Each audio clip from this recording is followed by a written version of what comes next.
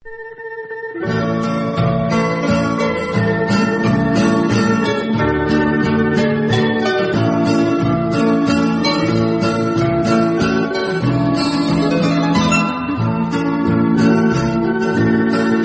partir de agora, você vai ouvir o expositor da Palavra de Deus.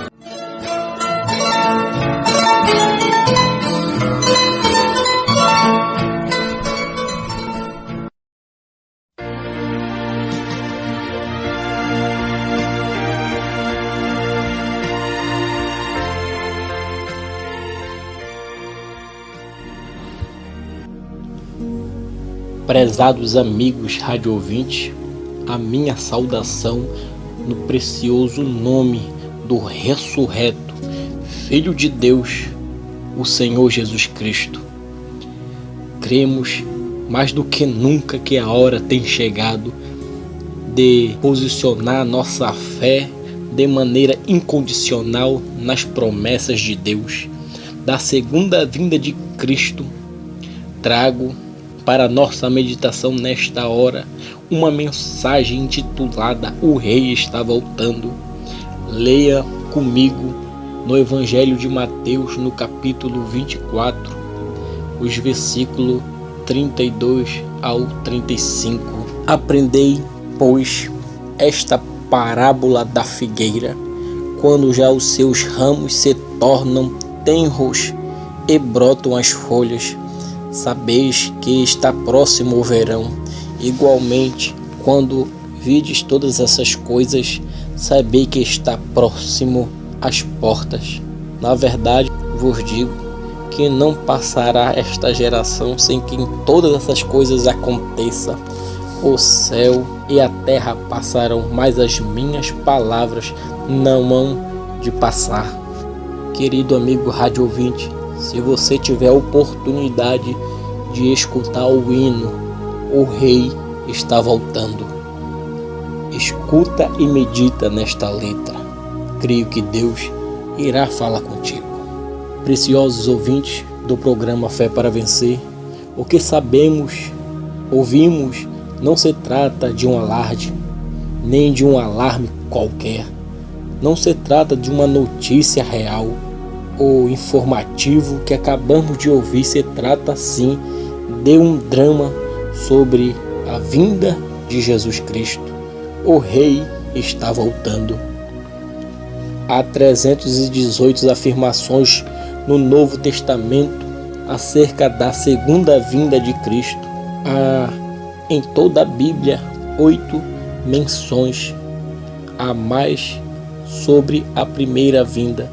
Há 318 afirmações em todo o Novo Testamento acerca da segunda vinda de Cristo.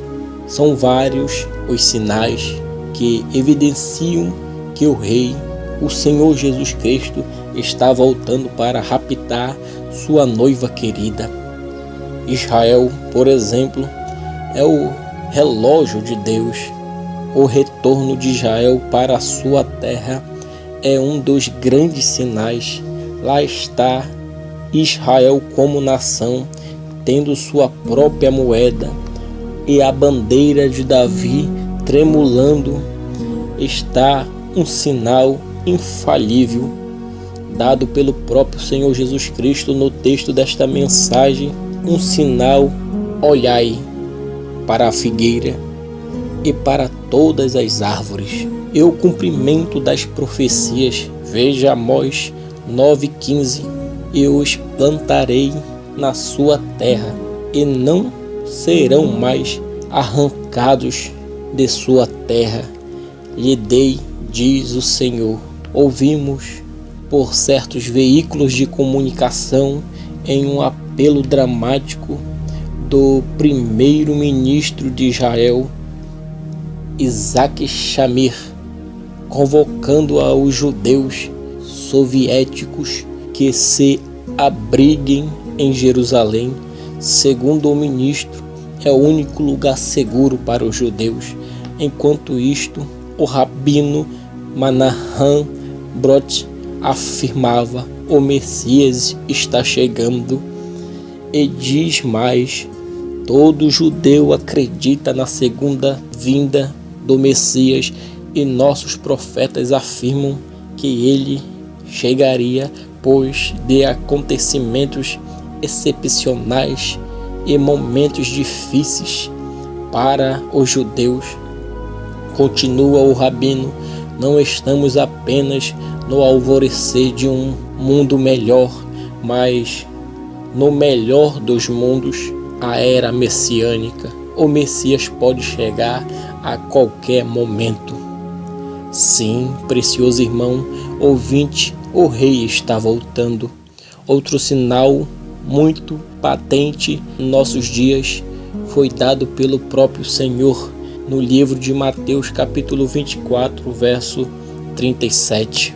E, como foi nos dias de Noé, assim será também a segunda vinda do Filho do Homem. Os dias de Noé se caracterizaram pela beleza feminina. A mulher tornou-se deusa. Os filhos de Deus, os descendentes de Sete, buscaram beleza nas filhas dos homens, descendentes de Caim. E não assim que as coisas estão hoje. As filhas dos homens continuam mais bonitas do que as filhas de Deus, porque elas buscam beleza no esmalte, no batom, no cabelo cortado, nas roupas sexy. Mas as filhas de Deus têm a beleza do caráter de nosso Senhor Jesus Cristo. Aleluia, louvado seja Deus. Amém. Mas ouvintes, Jesus mencionou outro sinal, Lucas capítulo 17, verso 28, como foi nos dias de Ló. Nos dias de Ló, Sodoma e Gomorra era o pecado de uma forma mais hedionda, o homossexualismo, a raça humana em um estado mais degradante, em que difere de nossos dias. Eles não estão interessados em combater o pecado. Veja, por exemplo, o combate à AIDS. Não se pensa em combater as causas do homossexualismo por uma austera educação dos instintos. Pretende-se apenas evitar-lhes as consequências. E as autoridades do país assinam documentos e seccionam leis legalizando esses casamentos que fedem nas narinas de Deus. Poderíamos citar outros sinais como a guerra, terremotos, pestes, fome, corrupção e etc. E o amor tem se esfriado. Quase ninguém mais ama a verdade, a sã doutrina.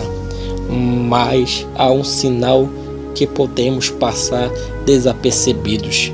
Lembro-nos que os dias de Noé se caracterizaram pela presença de um profeta sobre a terra, o velho Noé, pregoeiro da justiça.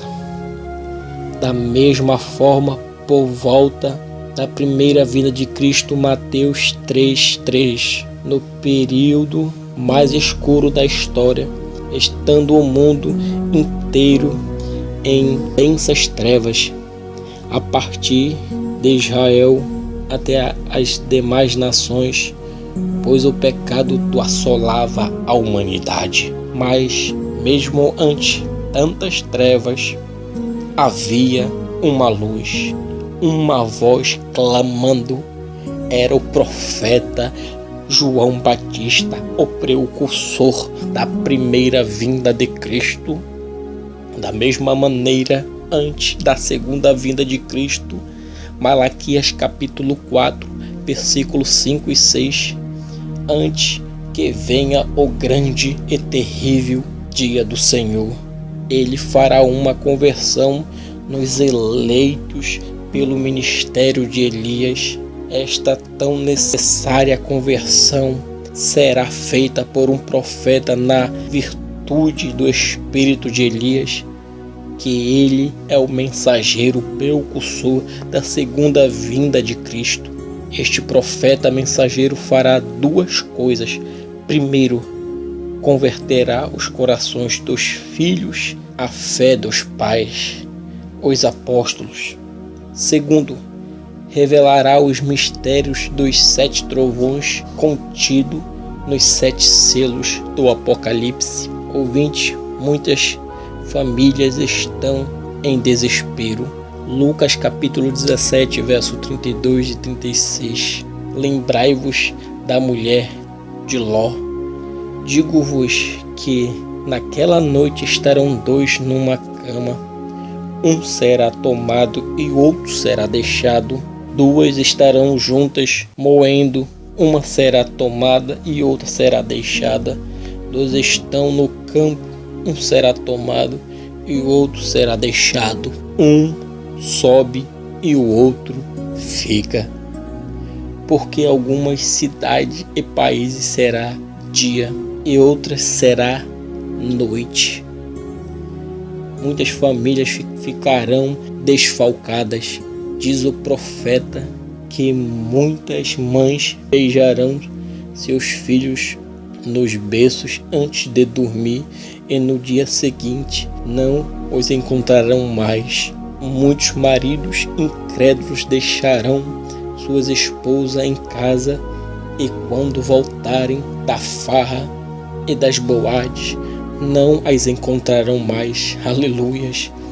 O perigo é ficar nesse desespero que estamos ouvindo. Escute, prezados radioouvintes, a grande diferença entre o que você conhecia e o que você tem ouvido sobre este assunto agora é que o arrebatamento começa com a aceitação da mensagem da última hora, que é a mensagem precursora da segunda vinda de Cristo, ou alarido de 1 Tessalonicenses capítulo 4, verso 16, pois o rapto é dividido em 3 etapas. Primeiro, alarido, que é uma ressurreição espiritual, uma ressurreição dentro do denominacionalismo, um êxodo, uma saída. As organizações cederão seus membros para o arrebatamento agora. Aqueles que aceitam a mensagem, elas não sentirão falta de ninguém durante a segunda etapa do rapto, que é a voz de arcanjo, a voz da ressurreição para chamar os que dormem no Senhor. E esta voz está na noiva eleita, e é a mesma voz que chamou Lázaro do sepulcro. A terceira etapa é o arrebatamento, é a trombeta de Deus, a chamada para as bodas do Cordeiro. Deus tem seus filhos colocados em todas as partes deste mundo, e eu creio que estão neste lugar com um propósito, o que é dar a luz para assim tirar de todas as partes os eleitos de Deus. Estão naquele dia, os veremos a todos, seremos todos chamados àquela grande reunião no ar, e todos subiremos junto para encontrarmos Ele. Eu estou esperando esta hora. Você está esperando esta hora. Está chegando a hora das despedidas dos filhos de Deus. Despedida da filha de Deus. Leva a sério a sua vida espiritual, irmão. Dedique toda a sua vida a Jesus Cristo agora. Que Deus possa te abençoar com esta palavra. Amém.